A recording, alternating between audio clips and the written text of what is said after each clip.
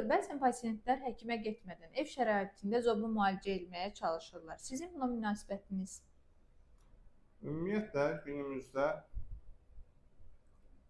tiroid xəstəliklərin müalicəsi ilə, türkəçarə ilə məşğul olan insanlar var. Çox üzücü hallardan biridir ki, bu türkəçarələrlə məşğul olan insanların əksəriyyəti tibbi savadı olmayan insanlardır.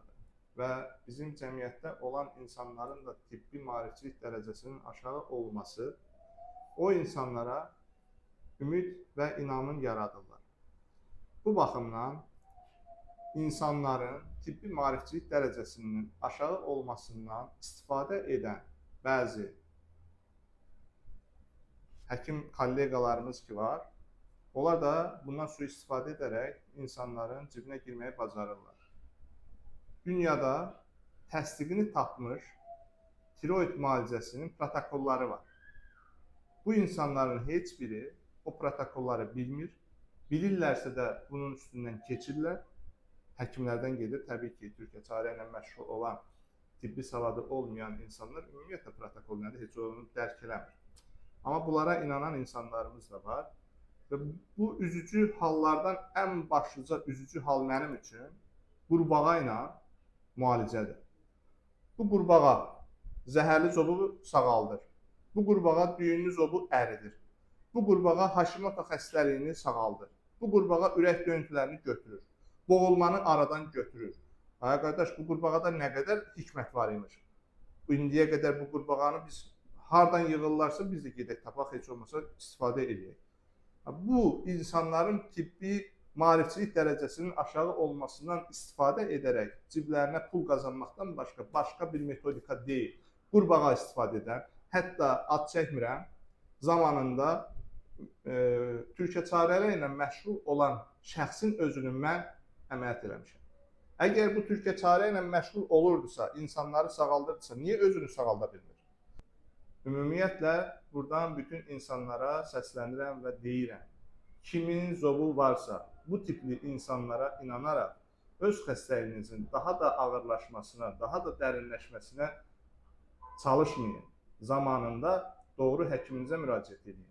Heç kim səhərisi gün sizi sağaltmaqda və ya xəstəliyinizi dərinləşdirdikdən sonra sizi əvvəlki vəziyyətinizə qaytaracaq deyil.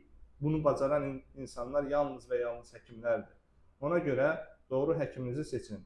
Nə qurbağa, nə təsbih, kəhraba təsbihi, nə qoz yarpağı, nə qozun o pərdəsi, bunların heç birini zobun sağalmasında əhəmiyyəti yoxdur. Yalnız və yalnız endemik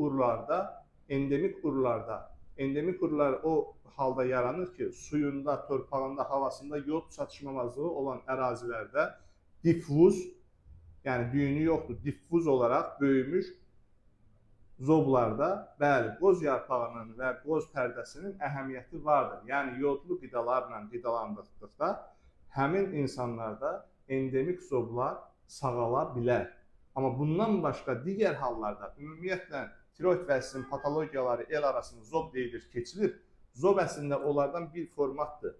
Yəni, bir xəstəliyin bir formasıdır. Buna bazedov xəstəliyi də deyilir. Əsl tirotoksikozu olan xəstələr zob xəstələridir. Amma düyünlü zob olarsa, düyün varsa, autoimmun proses varsa, yod çatışmamazlığına bağlı olan zoblar hamısı eyni klassifikasiya altında, zob altında birləşdirilir el arasında. Bu əslində doğru deyil. Ona görə bilmək lazımdır, hansı formatda olan xəstəlik var və ona uyğun müalicə taktikası nə olmalıdır? Doğru yöntəm seçməlisən ki, xəstəni sağalda biləsən. Yoxsa bir qurbağa bağlamaqla sən bütün bu xəstəliklərin hamısını müalicə elə. Sonra da düyünlü zobu gətir xərçəng elə, insanı iraq olsun, daha pis vəziyyətlərə salasan. Ondan sonra o insan kimi günahlandıracaq? O qurbağa qoyanı mı? Yoxsa onu əməliyyat eləyən həkimi mi? Kimi? Belə işlər var. Yəni, bu işin mahiyyətini bilməyən adamlara inanaraq öz sağlamlığınızı etibar etməyin. Sizin sağlamlığınız sizin ən varlı, ən qiymətli varlığınızdır. Diqqətiniz üçün sağ olun.